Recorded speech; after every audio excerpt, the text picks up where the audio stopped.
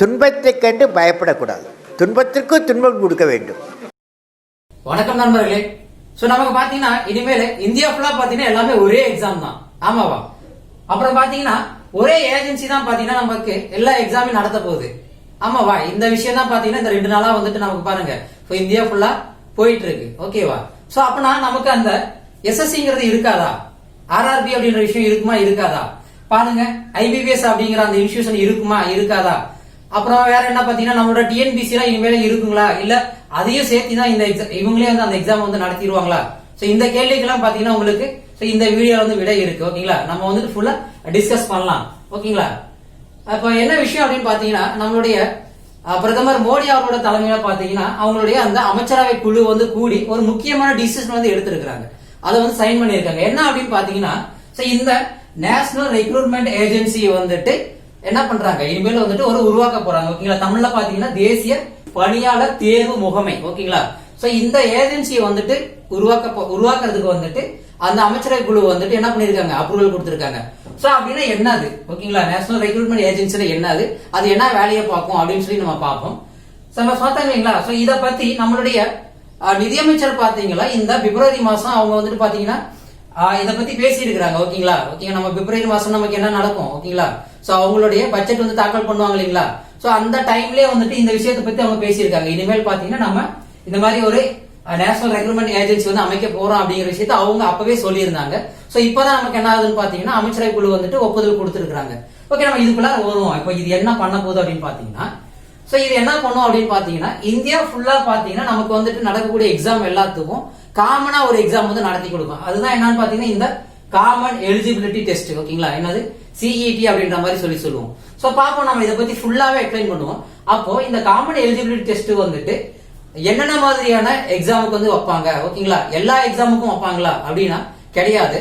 So இப்போ இந்த விஷயம் பாத்தீங்கன்னா இந்த என்ஆர்ஏ வந்துட்டு என்ன பண்றீங்கன்னா அடுத்த வருஷத்துல இருந்து வந்துட்டு அதோட வேலையை வந்து தொடங்கும், ஓகேங்களா? சோ அந்த காமன் எலிஜிபிலிட்டி டெஸ்ட்டை வந்துட்டு தொடங்க ஆரம்பிப்பாங்க.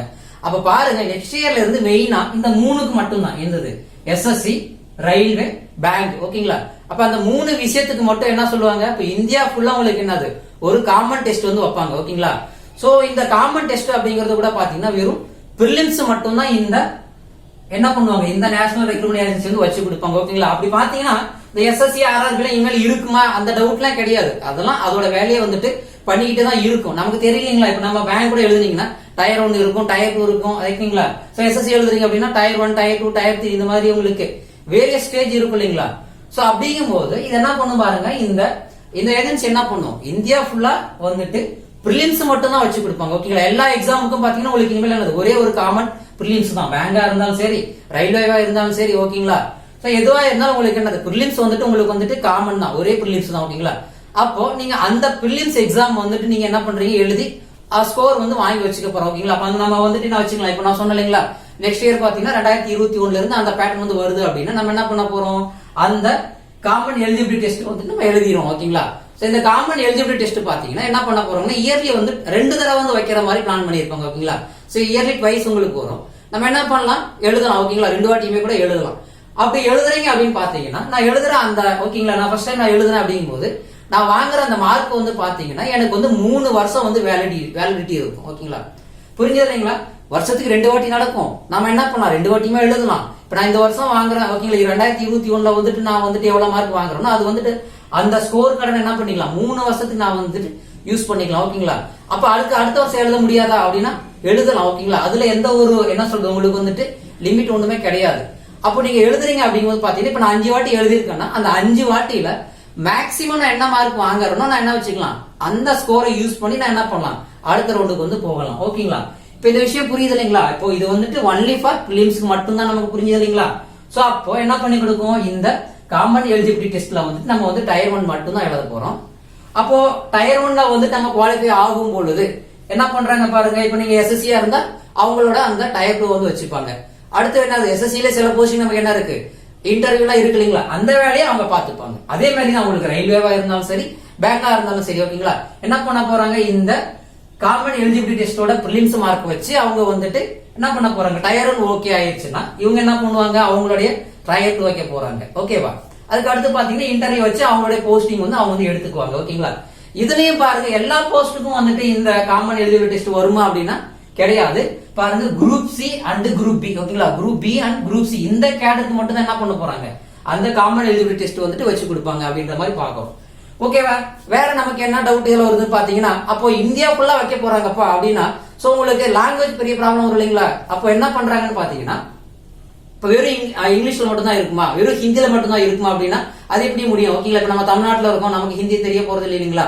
சோ அதுக்காண்டி பாருங்க அவங்க என்ன சொல்லியிருக்காங்கன்னா, சோ நெக்ஸ்ட் இயர் அவங்க வந்துட்டு என்ன எக்ஸாம் வைக்கும் பொழுது 12 லாங்குவேஜ்ல வந்துட்டு கண்டிப்பா வந்துட்டு உங்களுக்கு வந்து எக்ஸாம் நடக்கும். ஓகேங்களா?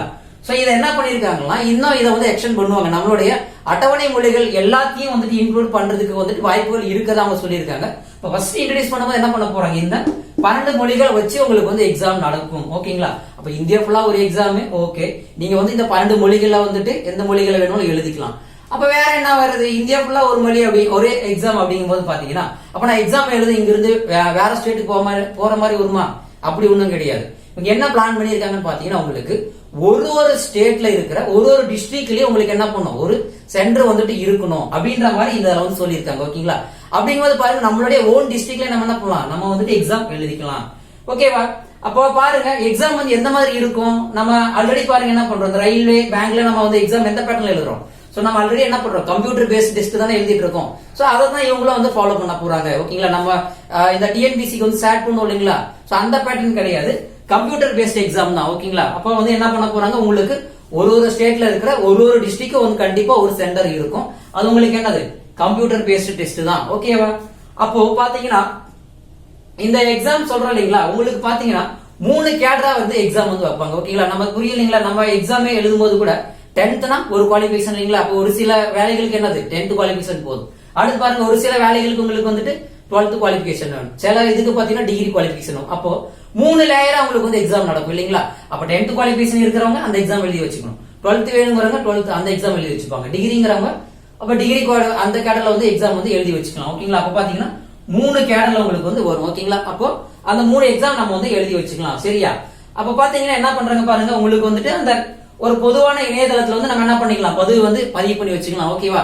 சோ நம்ம இதுக்கு முன்னாடி என்ன பண்ணுவோம் பாருங்க, ரயில்வேக்கு ஒரு அப்ளிகேஷன் போடணும், ஆமா இல்லையா, பேங்குக்கு ஒரு அப்ளிகேஷன் போடணும், அந்த மாதிரி இருக்கிறது இல்லாம இப்ப என்ன பண்ண போறோம், காமனா ஒரே ஒரு இதுதான். அதுலயே நம்ம என்ன பண்ணி போறோம், நம்மள வந்துட்டு ரெஜிஸ்டர் பண்ணி வச்சுக்க போறோம். சோ நம்ம என்ன பண்ண போறோம், ரெஜிஸ்டர் பண்ணி வச்சிட்டோம்னா சோ நம்மளுடைய அந்த காமன் எலிஜிபிலிட்டி டெஸ்ட் வந்து நம்ம எழுதிக்கலாம். ஓகேங்களா? இப்ப வேற என்னென்ன விஷயம் அப்படின்னு பாத்தீங்கன்னா, சோ இன்னும் சிலபஸ் வந்துட்டு நமக்கு வந்துட்டு சொன்னோம் இல்லைங்களா, இந்தியா ஃபுல்லா ஒரே எக்ஸாம் சொல்லியாச்சு. பேங்குக்கும் அதே தான், ரயில்வேக்கும் அதுதான் அப்படின்னு சொல்லிட்டு இல்லைங்களா? அப்ப இவங்க கொடுக்கறது பேங்க் சிலபஸ் கொடுப்பாங்களா, இல்ல ரயில்வே சிலபஸ் கொடுப்பாங்களா, எஸ்எஸ்சி சிலபஸ் கொடுப்பாங்களான்னு சொல்லிட்டு நம்மளோட இந்த இதுல வந்துட்டு இவங்க அவங்க வந்து டீட்டெயிலா கொடுக்கல. சோ அவங்க வந்து டீட்டெயிலா கொடுக்கும்போது நம்ம அதை பத்தி இன்னும் பேசலாம். வேற என்ன பாத்தீங்கன்னா, சோ அதே மாதிரி பாத்தீங்கன்னா உங்களுக்கு நம்பர் ஆஃப் அட்டம்ப்ட்ஸ் வந்துட்டு ஒன்னும் வந்து லிமிடேஷன் ஒன்றும் கிடையாது. ஓகேங்களா? தென் வேற வழக்கமா இருக்கிற நமக்கு பாத்தீங்கன்னா அந்த ஏஜ் ரிலாக்சேஷன் இருக்கு இல்லைங்களா? So SC ST and OBC அவங்களுக்கு கொடுக்குற அந்த ஏஜ் ரிலாக்சேஷன் அது எல்லாமே உங்களுக்கு வந்து கண்டிப்பா இருக்கும் அப்படின்ற மாதிரி பார்த்தோம். ஓகேங்களா? சோ நம்ம இதை சொன்ன பாத்தீங்களா, இது வந்து மெயினான விஷயம், இந்தியா ஃபுல்லா ஒரே எக்ஸாம் பிரிலிம்ஸ் மட்டும் தான். சோ அவங்க என்ன பண்ணுவாங்க, செகண்ட் ஸ்டேஜ் தேர்ட் ஸ்டேஜ் எல்லாம் அவங்களே கண்டக்ட் பண்ணிப்பாங்க அப்படின்ற மாதிரி பார்த்தோம். மெயினா இந்த விஷயம் நெக்ஸ்ட் இயர் உங்களுக்கு எதுக்கு மட்டும் தான் அப்ளிகேஷன் ஆகும், எஸ்எஸ்சி, ரயில்வே, பேங்க் இதுக்கு மட்டும் தான் அப்ளிகேஷன் ஆகும் பார்த்தோம் இல்லைங்களா? அப்படின்னா பாருங்க, இப்ப நம்ம ஊர்ல டிஎன்பிசி எல்லாம் இதை வச்சு நடத்துவாங்களா, இல்ல வேற சில கவர்மெண்ட் சென்ட்ரல் கவர்மெண்ட் ஆர்கனைசேஷன் இருக்குங்களா? சோ அதுக்கெல்லாம் இது வந்து அப்ளிகேஷன் ஆகுமா அப்படின்னு பாத்தீங்கன்னா, சோ நெக்ஸ்ட் இயர் வந்துட்டு இது 3க்கு மட்டும் தான் பண்ண போறாங்க. சோ இதை என்ன பண்ணுவாங்க, இதை இன்னும் உங்களுக்கு வந்துட்டு என்ன பண்ணுவாங்க, பிராட் பண்ணி பார்ப்பாங்க. ஓகேங்களா? சோ வேற சில சென்ட்ரல் கவர்மெண்ட் ஆர்கனைசேஷனும் இதுக்குள்ள ஆட் ஆகலாம். ஓகேங்களா? சோ நம்மளுடைய இந்த மாதிரி ஸ்டேட்டும் வந்துட்டு என்ன பண்ணலாம், அது கூட ஆட் ஆகுறது வாய்ப்பு இருக்கு. இது மட்டும் இல்லாம பிரைவேட் இன்ஸ்டிடியூஷன் கூட நம்ம என்ன பண்ண போகலாம், இந்த காமன் எலிஜிபிலிட்டி டெஸ்ட் மார்க் வச்சு கூட அவங்களோட வேலைக்கு கூட ஆள் எடுத்துக்கலாம். ஓகேங்களா? இது என்ன ஆகும், ஃபர்ஸ்ட் இதை வச்சு பண்றாங்க, அதுக்கப்புறமேல அது வந்துட்டு என்ன ஆகும், இன்னும் வந்துட்டு பிராடா போகும் அப்படின்ற மாதிரி வந்துட்டு இதுல வந்து சொல்லியிருக்காங்க. ஓகேங்களா? சோ உங்களுக்கு வந்துட்டு பாத்தீங்கன்னா நம்ம இதை பத்தி ஃபுல்லா பாத்துருக்கோம். வேற ஏதாவது டவுட் இருந்தா நீங்க என்ன பண்றீங்க, உங்களுடைய கமெண்ட்ஸ்ல வந்து கேளுங்க, நம்ம எதுவா இருந்தாலும் கிளியர் பண்ணலாம். ஓகேவா? சோ இந்த வீடியோ பிடிச்சிருந்தா நீங்க வந்து லைக் பண்ணுங்க. அது மட்டும் இல்லாம என்ன பண்றீங்கன்னா, சோ கண்டிப்பா உங்களோட ஃப்ரெண்ட்ஸ்க்கு வந்து ஷேர் பண்ணுங்க. ஓகேங்களா? ஏன்னா வந்துட்டு இது ஒரு புதிய ஒரு சேஞ்ச் இல்லைங்களா?